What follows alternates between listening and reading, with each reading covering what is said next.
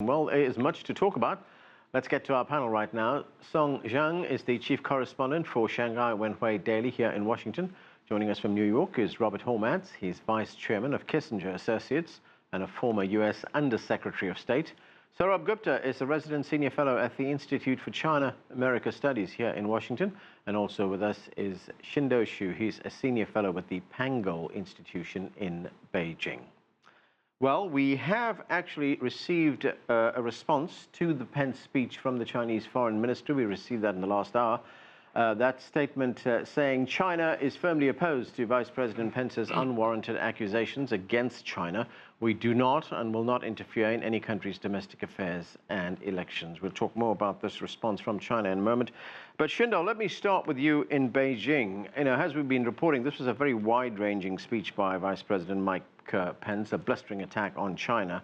Let's look at one of the allegations, and it's an allegation that we have seen before. We heard it from the president before, and this one on alleged Chinese interference in the U.S. election. Let's watch. And when it comes to influencing the midterms, you need only look at Beijing's tariffs in response to ours. The tariffs imposed by China to date specifically targeted industries and states that would play an important role in the 2018 elections. By one estimate, more than 80% of U.S. counties targeted by China voted for President Trump and I in 2016. Now China wants to turn these voters against our administration. So, Qinduo, this is quite an allegation being made, and it seems to conflate trade negotiations with the United States midterm elections. What do you think the U.S. is up to here? Well, obviously, I think at two levels. On one hand, as long as there's a trade friction or trade war, whatever you call it, you basically are targeting the vulnerable part of your rivals. So U.S. is attacking the Chinese advanced technologies products over there, and the Chinese side are looking at the vulnerable part of the U.S. That's the farming products over there. And if you this behavior is actually no different from that of the European Union, Canada, and Mexico. Look, they are imposing tariffs on the U.S. Cheese produced mostly in the state of Wisconsin. That's a hometown of House Speaker Paul Ryan, and Harley Davidson also, Wisconsin. And so bourbon whiskey that's produced in Kentucky, the home state of the Senate Majority Leader, Mitch McConnell. So this is a standard practice, not interference of internal affairs. And secondly, it's if you look at the evidence, which is really slim, that's about a 4-page piece of newspaper. Basically, that's quite objective. It's put in the advertisement section. And so this is, I'm not sure, China is basically calling attention of the farmers, say tariffs are bad, and we are with you, we are against the tariff, and China is making its own case. That cannot be described as interference of internal affairs. Right.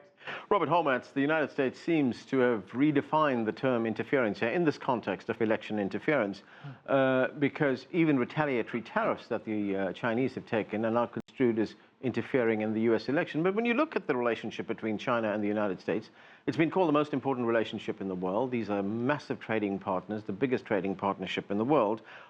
Question is, why is the White House ramping up the pressure right now?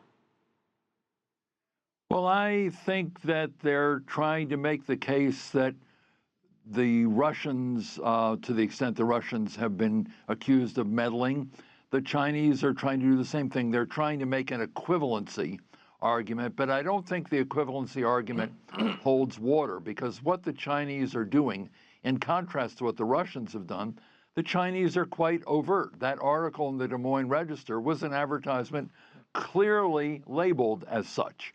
So it wasn't back behind the scenes manipulation.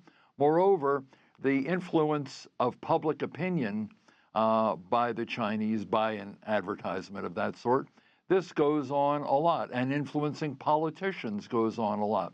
It's not necessarily a partisan thing. It's simply saying we're going to try to influence politicians so we can get support for eliminating or alleviating these tariffs.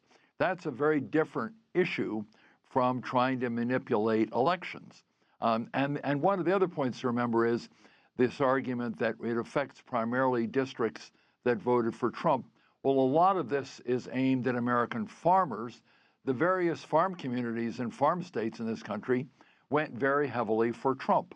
So when you go after farm products, you're going after states that went for Trump, but the goal is not so much anti-Trump, it's really to try to influence the farmers to try to use their influence not to have this kind of trade war. So it really is not so much designed to deal with elections, but more to deal with public opinion and get political support for alleviating some of the tariffs in the trade war.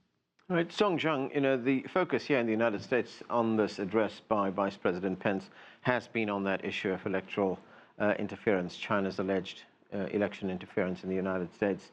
It sort of captures the American imagination because we've just had all these months of stories about Russian influence in the American election, but so it's being seen that way here. How would this speech be seen in China? I think in China, Vice President Pence's speech was taken in a very different way. And when I talked to American friends today, most of the people were telling me that this is just a kind of political kind of mobilization for the midterm election. But in China, people see his speech as a start of much more hawkish U.S. policy toward China. And we have already seen in the last couple of months the first tariff action against China. And then came the U.S. sanction against the Chinese top military leader.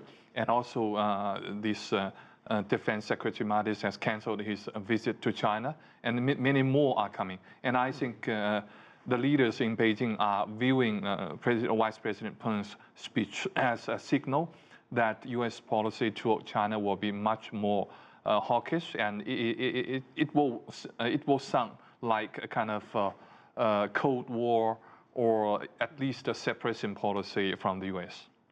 So what is your view on this? Has the United States taken a hard turn now to the right, getting more hawkish with China? It's hard to say at this point of time. They did take a more hawkish turn ever since the national security strategy in December 2017, and they have carried through with that. And so there is a degree of hawkishness, and I don't want to give the impression that this is purely just for the midterm elections. Yes, there is going to be that streak of hawkishness continuing through in 2018 and 2019 and onwards.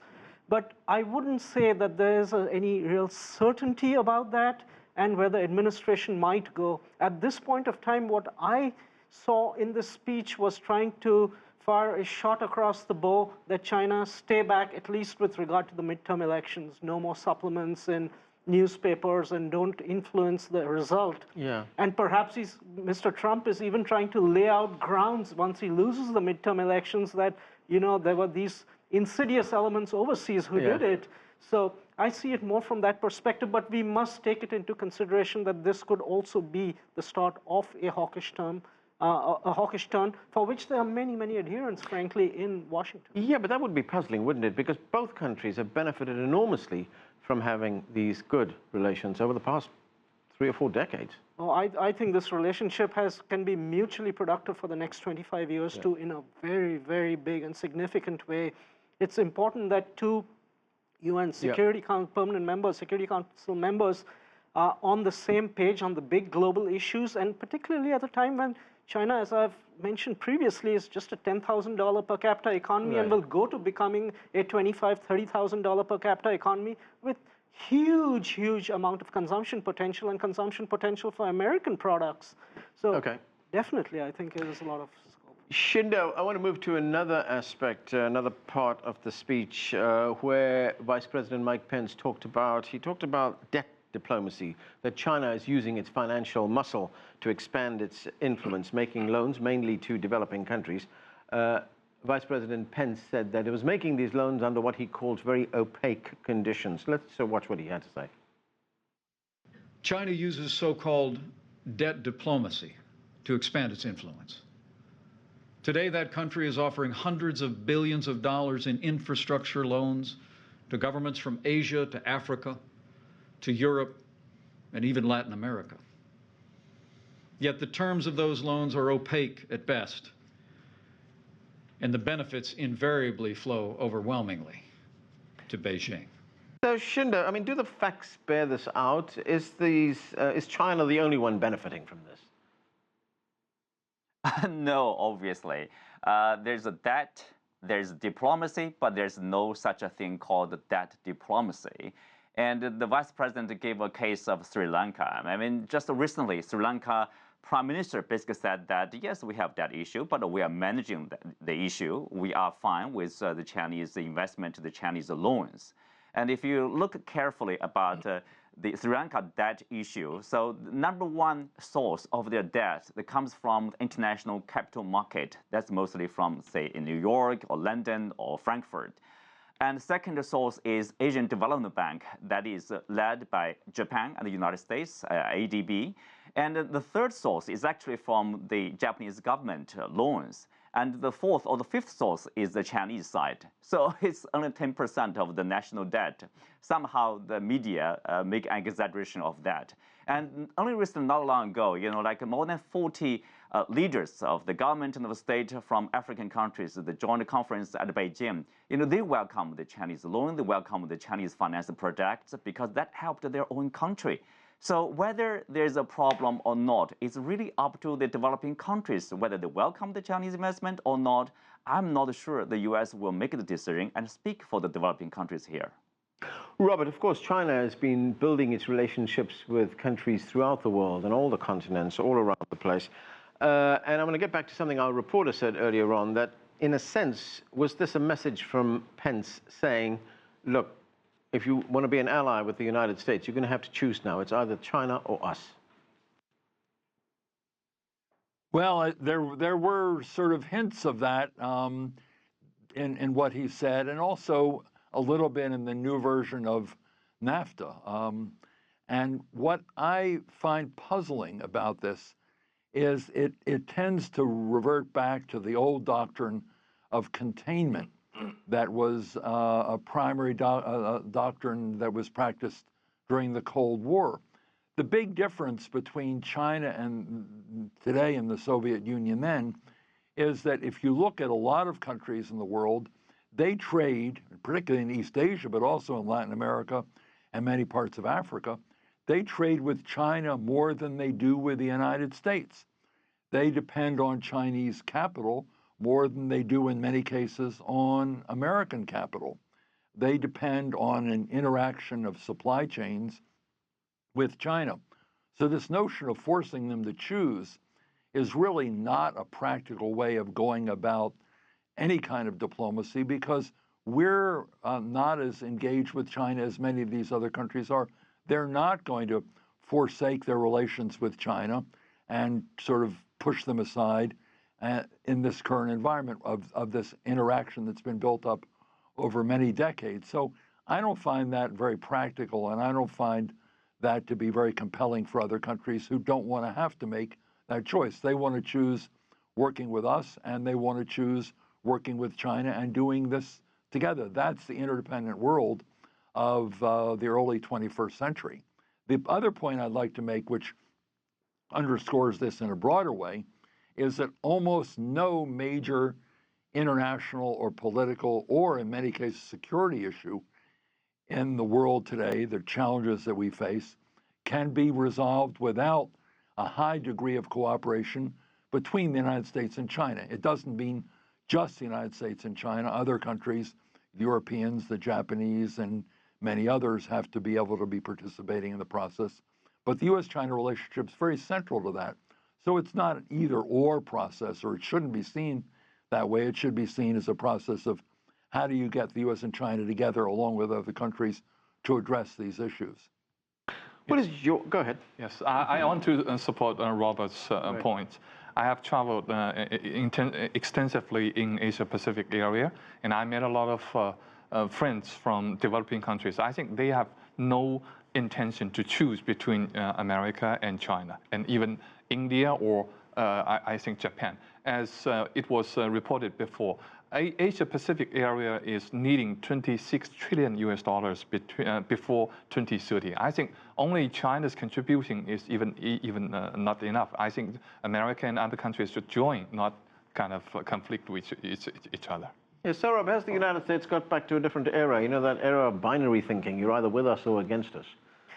To a certain extent, yes, it appears that way. And because containment was such a successful strategy during the Cold War, it just gets slapped on today, and people are hoping that that strategy will succeed.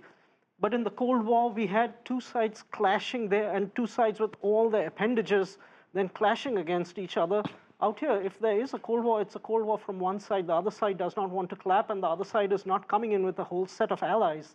But I will say this, this is not just new in 2018, 2017, 2018.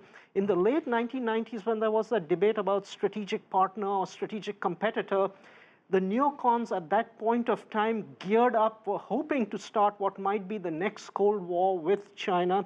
Once they came into office, I remember Donald Rumsfeld putting out an op-ed when the Bush administration was in office. Oh, this country is not our enemy. This. He listed 40 countries out who we don't have issues with, including big countries. China was not on that list. But then 9/11 happened, and it brought a whole new realism to where the real problems are. And for all you know, I'm not talking that we're going to have a 9/11, but there might be transformative events which, again, concentrate and focus people's mind on which relationships are important and which need to be kept constructive, and where the real challenges in the global system are. So I mean, we're having a repeat in that strategic partner, strategic competitor debate, and it's playing out negatively. But also, I don't necessarily see this as just continuing forth for a long period of time. Either it could go either way, frankly. Robert, you talked about security a moment ago, and there's been one security issue that has been dominant in the relationship between the United States and China, and that is the South China Sea. Vice President Pence addressed this in his speech to the Hudson Institute. Let's listen to what he had to say. China's aggression was on display this week when a Chinese naval vessel came within 45 yards of the USS Decatur as it conducted freedom of navigation operations in the South China Sea, forcing our ship to quickly maneuver to avoid collision. Despite such reckless harassment, the United States Navy will continue to fly, sail, and operate wherever international law allows and our national interests demand. We will not be intimidated, and we will not stand down. So, Robert, that's very tough language there, isn't it? That's fighting talk in a sense. Well, I think this issue has been going on for quite some time, and various levels of debate and pressure on various elements of this. I think that the key here really is to develop an ongoing strategy between the two countries to resolve this in a peaceful way, and to resolve this in a way where the rights and responsibilities of both parties are agreed upon. This is something that unless there's some degree of understanding between Beijing and Washington on this, then there are going to be issues, dangerous issues of potential collisions and things of that sort. So this is an issue that has been festering for a while. It has its very strong ups and downs, but clearly there has to be some understanding between the two capitals, between the leadership in Beijing and Washington on this issue. And I think this is going to be a priority for both sides because it is potentially very dangerous. And I don't think either side really wants a major confrontation. I think they both want to resolve this in a constructive way. Qinduo, when we listen to what Vice President Pence had to say there, when we look at the language that he used, we will not be intimidated, we will not stand down. How will China see that? As something of a threat? Well, he also mentioned about following the international law. I think, there's International Court of Justice, the ruling about the U.S. relationship with Iran. That would be a good example to follow if, talking about following the international law. But look, I agree with Robert. This has been the issue for a long time. Here, I think that's, yes, it's kind of dangerous, let's say, for collusion or for the situation running out of control, let's say, if there's a rogue soldier doing something unexpectedly from either side, the Chinese side or the US.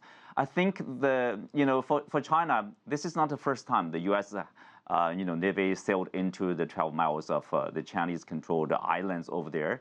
And so China sees it as a challenge to its sovereignty, and China, obviously, it appears like it's more determined to safeguard its sovereignty and, with whatever resources it has. So I think it is a time for them to start a dialogue to try to solve this problem.